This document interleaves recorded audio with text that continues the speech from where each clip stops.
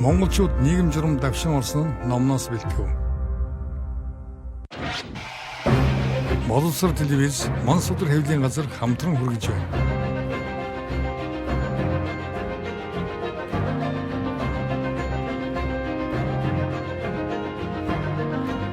Хоёрдугаар зуун бол Монголын түүхэнд олон томоохон үйл явдал өрнөсөн зуун.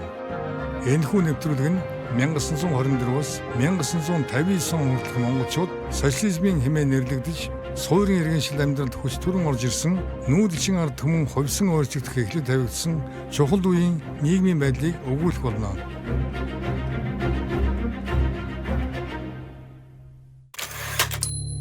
Шинэ нийгэмд нөлөөлсөн цэргийн дэг журам. Нэвтрүүлгийн энэ дугаард байнгын зэвсэг түвшний үүсэл хөгжил болоод цэргийн удирдлага байгууллагуудын талаар өгүүлнэ.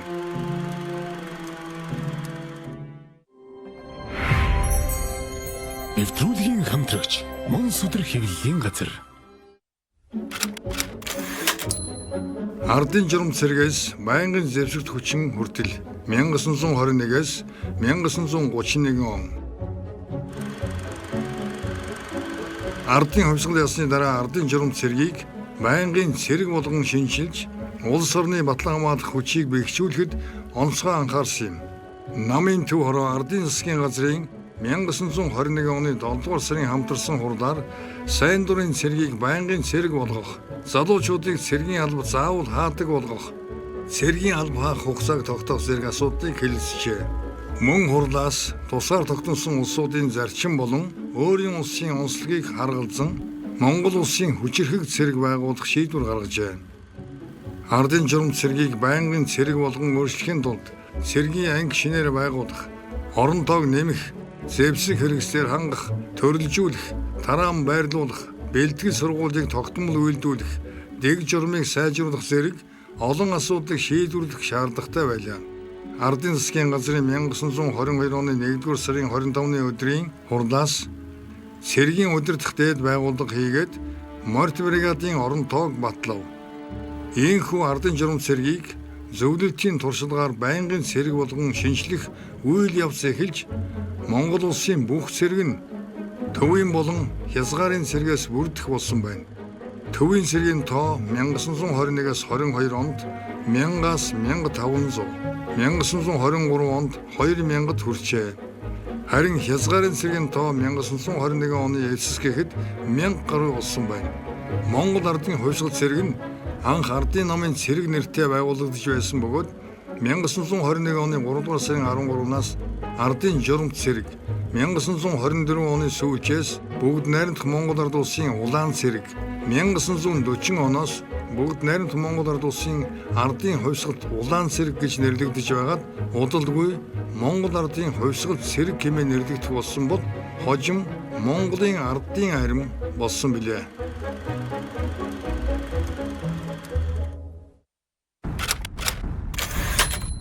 Зөвлөлтийн цэрэг Монголд.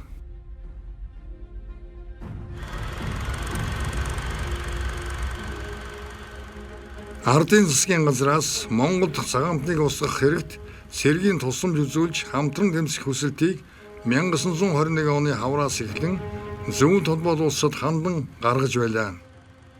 Энэ асуудлыг 1921 оны 6 дугаар сарын 16-ны өдөр бүх холбоотын коммунист намын Төв хорооны улс төрийн төвчөөний хуралдаанаар хэлэлцсэн Монголд цэрэг оруулахаар шийдвэрлэжээ. Уг шийдвэрийн дагуу эрхүүд байсан 5 дугаар армийн бүрэлдэхүүнээс Унгерны эсрэг тэмцэлд оролцох аялан байлдах корпусыг байгуулж дараагаар нь Нейманыг томилсон байна.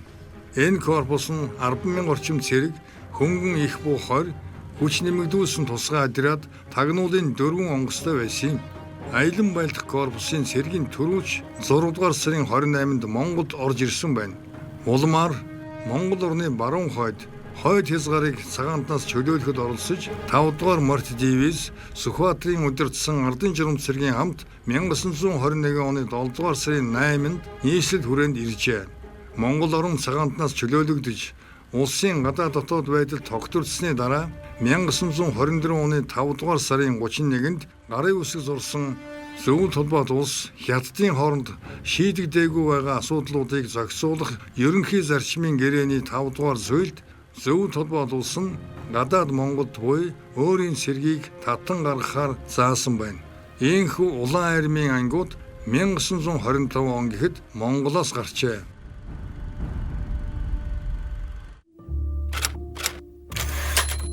Цэргийн удирдлага.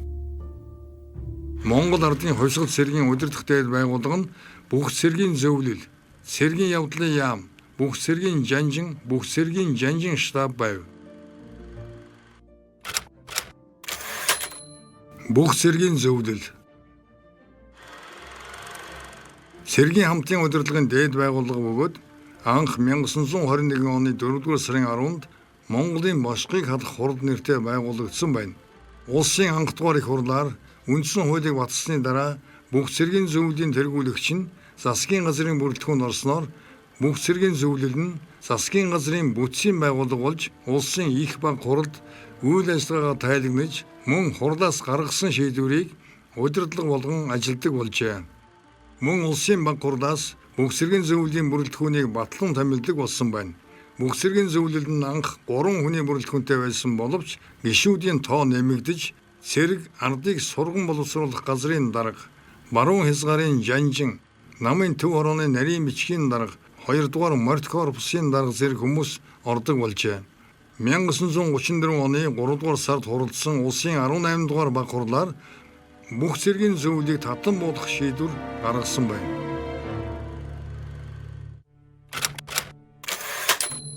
Цэргийн явдлын яам. Ардын засгийн газрын анхны 5 яамны нэг бөгөөд орон тоог нь 22 хүнтэй баталжээ. 1922 оны сүүлчээр цэргийн явдлын яамны сайд бөгөөд бүх цэргийн жанжны албан тушаалыг салгаж тус яамны сайдаар Хатанбаатар Магсаржав бүх цэргийн жанжинд Сүхбаатар нарыг томилов.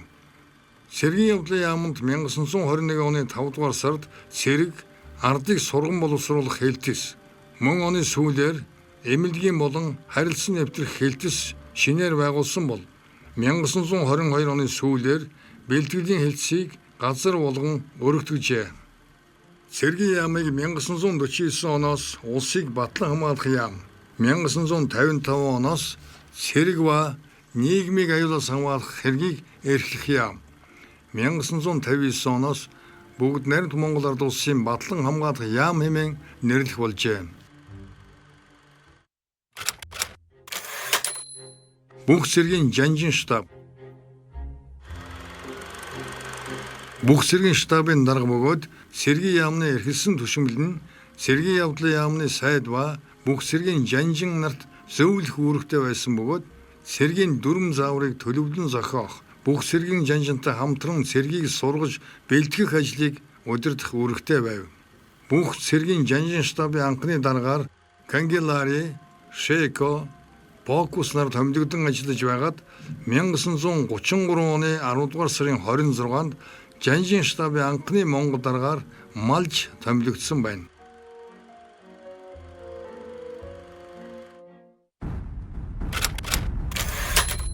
Цэргийн сургууль. Анх 1921 онд ардын цэргийн даргын сургууль байгуулагдаж улмаар 10 дугаар сарын 15-нд 90 хүнтэйгээр хичээлээ эхэлжээ.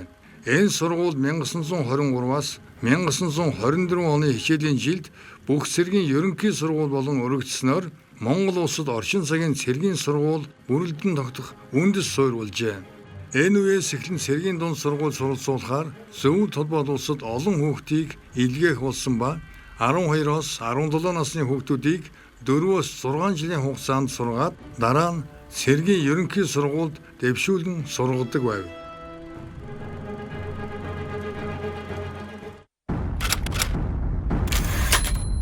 Цэргийн эмнэлэг.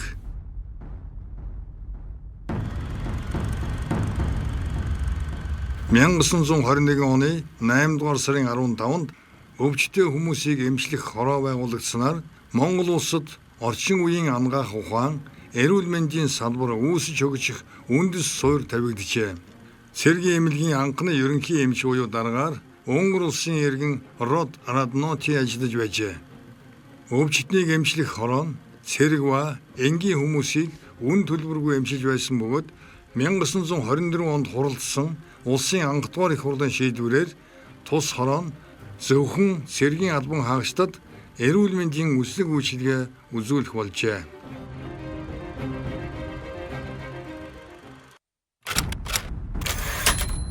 Галийн алба. Галийн алба анх Монгол Ардын хувьсгал цэргийн харьяанд байгуулагдсан байна.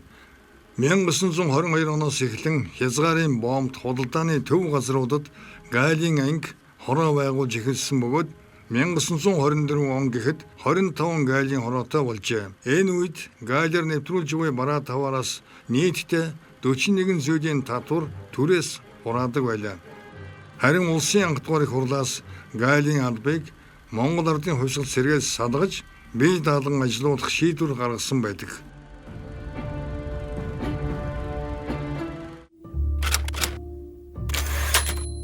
Хил хамгаалах хүч.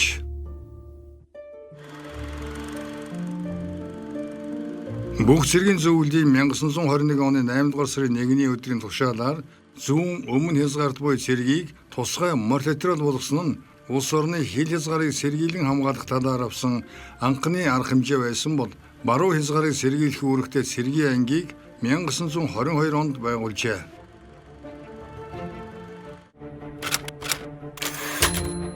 Хязгаарын цэрэг.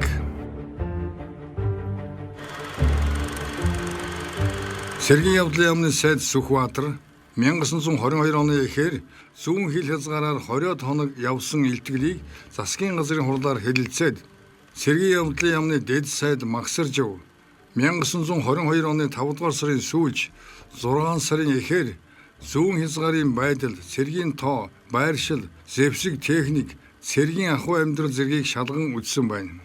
Энэ үндсэн дээр Монгол улс хөрш улстайгаа гэрээ хэлэлцээр байгуулж хил хязгаараа баталгаажуулаагүй зүүн хязгаарын газар нутаг өргөн уудам цэргийн тоо цөөн хил залгаа бараг өвөр Монголын байдал тогтворгүй байгаа зэргийг харгалзан зүүн хязгаарыг сэргийлэн хамгаалах хүчийг зузаатгах хэд хэдэн асуудлыг шийдвэрлэжээ.